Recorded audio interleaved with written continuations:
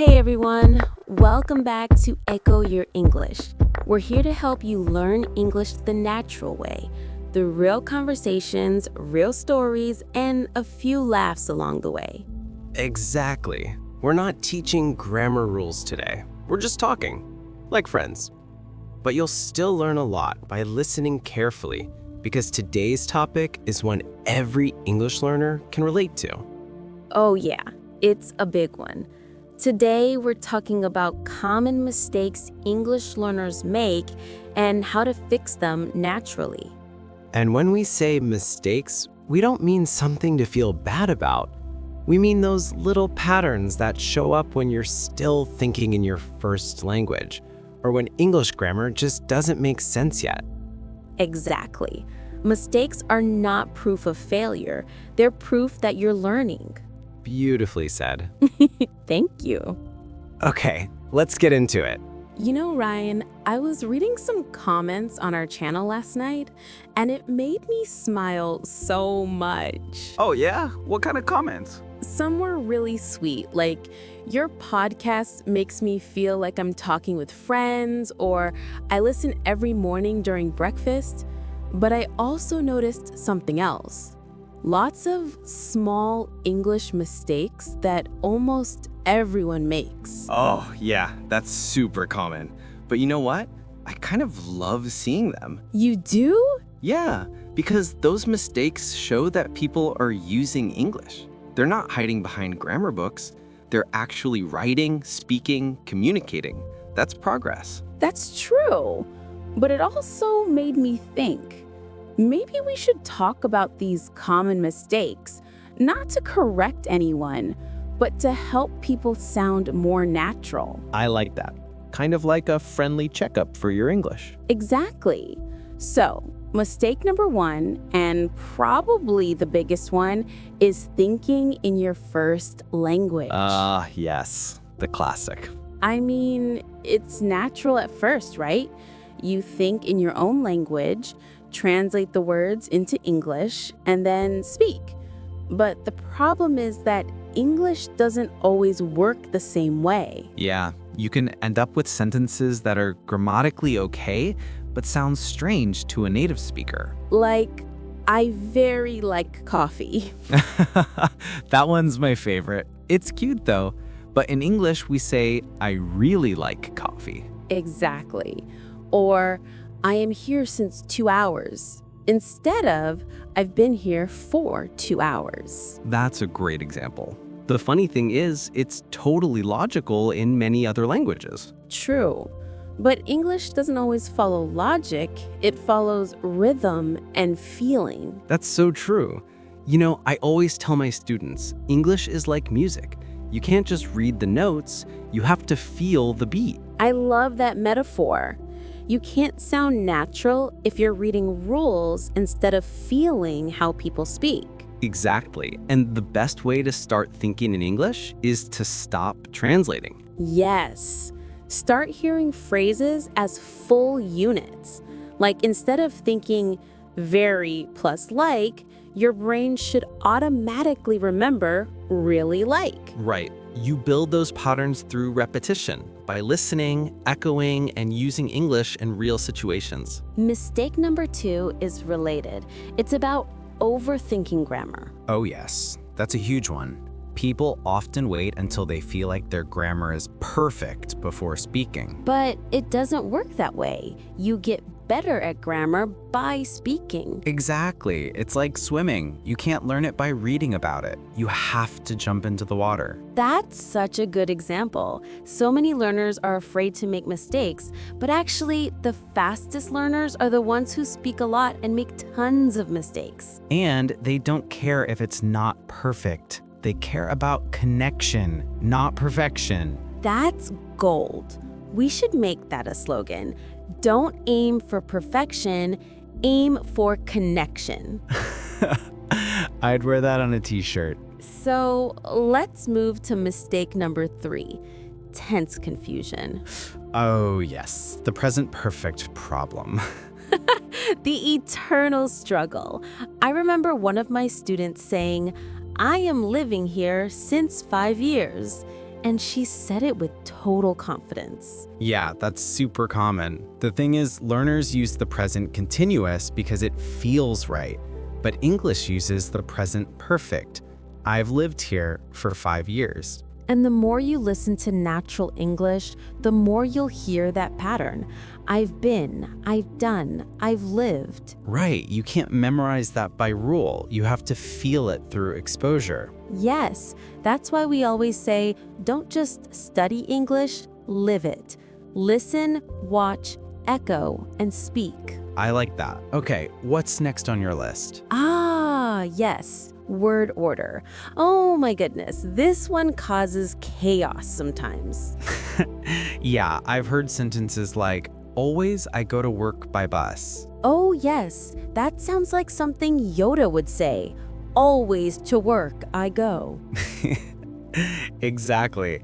But in English, adverbs like always, usually, often come before the main verb. I always go. I usually eat. I often sleep late. Unless the verb is to be, right? Then we say, I am always late. Yes, that's a tiny but powerful rule. So again, it's all about rhythm. Listen for where native speakers put the adverb. Your ear will learn faster than your brain. So far, we've covered thinking in your first language, translating instead of echoing, overthinking grammar, confusing tenses, messing up word order. That's quite a list, but I think there are a few more we have to talk about, like articles, prepositions, and pronunciation. Oh yeah, those are coming, for sure. Great. Let's take a short pause and we'll get into those right after this. All right, we're back. So, Emily, you said we're diving into some of the trickier parts now, like articles and prepositions. Oh yes, the little words that cause big headaches. Totally. I think for many learners, articles are the hardest because in some languages, they just don't exist. Exactly. So people either forget them completely or use them everywhere, like I have cat instead of I have a cat. Or the love is important instead of just love is important. Right. And both are understandable, but one sounds natural and one doesn't. Yeah, and the difference is subtle. The is usually for something specific, something both people know, like the cat we talked about before. But a cat could be any cat. And when you're talking in general, you don't need any article at all, like love is powerful or water is essential. Exactly. But honestly, Emily, I always tell learners not to obsess too much about articles. Same here. You'll pick them up naturally if you listen enough. It's like how kids learn. They don't study why we say or the. They just hear it hundreds of times. Yeah, you'll get it through exposure, not explanation. I like that. Exposure, not explanation. You're collecting slogans today. Hey, maybe we should print them on coffee mugs. Echo your English. Exposure, not explanation. I'd buy that.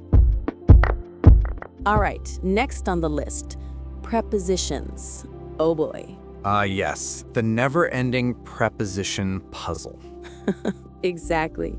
I've seen so many learners say discuss about something. Right, but in English, we just say discuss something, no about. Yes, or married with instead of married to. Or interested on instead of interested in. Yup. These are small but noticeable. And the hard part is there's no perfect logic. You just have to feel what's right. Exactly. That's why I tell people don't try to memorize all the prepositions. Instead, learn phrases as chunks. Yes, like good at, afraid of, depend on. Learn them together as one expression. That's called collocation, right? Exactly. Native speakers don't think, which preposition goes here? They just remember how it sounds. That's the power of echo learning. When you repeat what you hear, your brain starts connecting those patterns automatically. Totally. That's why we call this channel Echo Your English. I see what you did there. Okay, next one. Pronunciation and word stress. Oh yes, that's another big one. Learners often focus on vocabulary and grammar, but forget that sound is part of meaning too. Exactly. For example, someone might say comfortable instead of comfortable. The stress changes how natural it sounds. Yeah, or photography instead of photography. Tiny difference, but it really matters. And here's the thing, no one expects you to have a perfect accent, but clear pronunciation helps people understand you, and that builds confidence. Totally. I think learners sometimes worry too much about sounding native, when really the goal is to be understood and comfortable. Exactly. Your accent is part of your identity. It's beautiful. Just make sure your pronunciation is clear enough so your message shines through. Well said. Thank you. Smiles. So we've talked about articles, prepositions, pronunciation. What's next? I'd say confidence, or rather the fear of making mistakes. Oh yeah, that's a big one. Many learners stop themselves mid-sentence because they're afraid of saying something wrong. But when you do that, your brain loses the rhythm of speaking. Exactly. You can't improve your fluency if you're constantly correcting yourself. I always tell my students, speak first, correct later. Communication first, perfection later. I like that. It's the same with learning music or sports. You don't perfect the technique before you start playing. You learn by doing. Yes, mistakes are feedback, not failure. Oh, I like that too. Mistakes are feedback, not failure. That's powerful. Another mug quote. I think we're starting a whole store here. So let's do a little recap before we wrap up. Sure. All right, common mistakes English learners make and what to do instead. Thinking in your native language instead of English. Translating word for word. Overthinking grammar instead of speaking. Mixing up tenses, especially the present perfect. Word order problems like always I go. Missing or misusing articles. Getting prepositions wrong. Forgetting pronunciation and stress. Being afraid to make mistakes. That's a really solid list. Yeah. And if you're listening right now and you've made any of those mistakes, congratulations. That means you're learning. Exactly. Every mistake is proof that you're using English in real life. And the more you use it, through conversation, through listening, through echoing, the faster your brain builds the right patterns. That's right. Don't wait for the perfect moment to speak. Start where you are with what you know. Beautiful. Thanks. You know, that's what I think I love most about doing this podcast. It's not just about language. It's about confidence, growth, and connection. Absolutely. English isn't just grammar and vocabulary. It's emotion, rhythm, personality. It's human. And the best way to learn it is to live it. So, if you take one thing from today's episode, let it be this. Don't fear your mistakes. Echo them, learn from them, and keep going. Couldn't have said it better. Smiles. That's all for today, friends. Keep practicing, keep listening, and remember, don't just learn English.